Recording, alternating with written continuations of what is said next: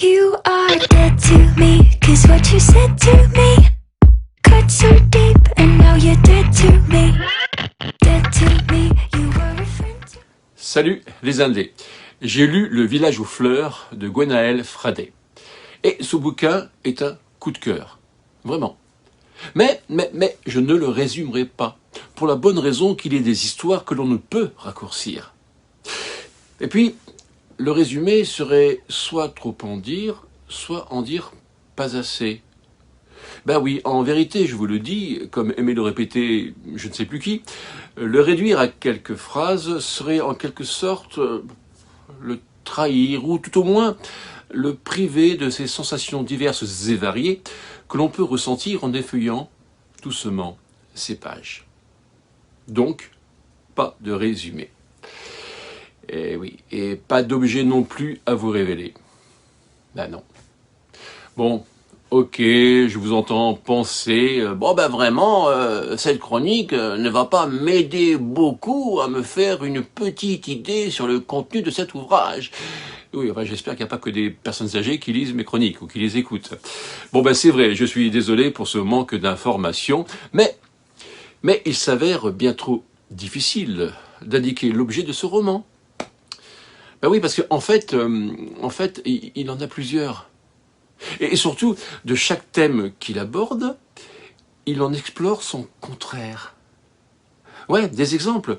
Bien, il parle de la mort, tout en offrant une leçon de vie. Ouais. Il traite du désespoir, tout en sublimant l'espoir.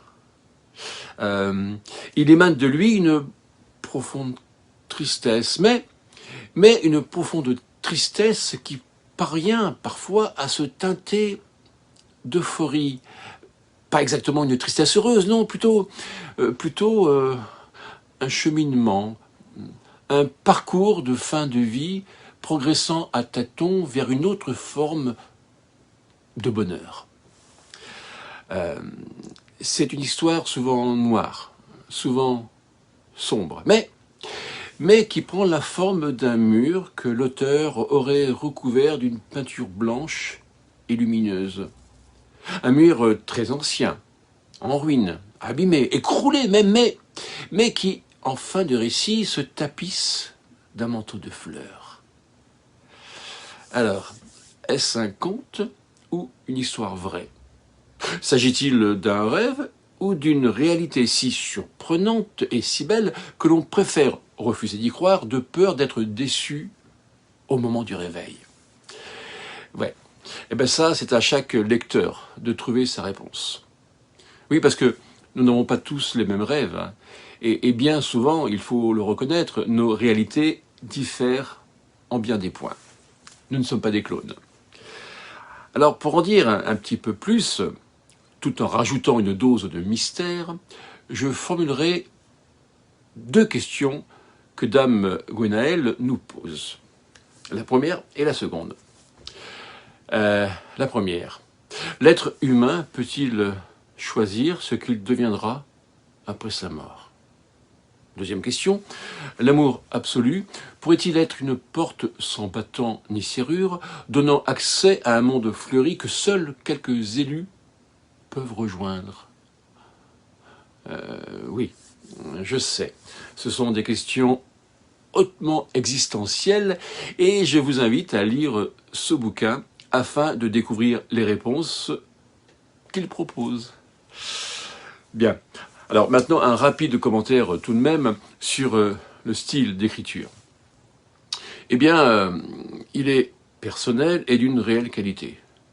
Avec une sensibilité qui lui est propre, associée à la précision d'un peintre réaliste, l'auteur parvient à nous plonger dans tous les paysages que pour nous elle dépeint.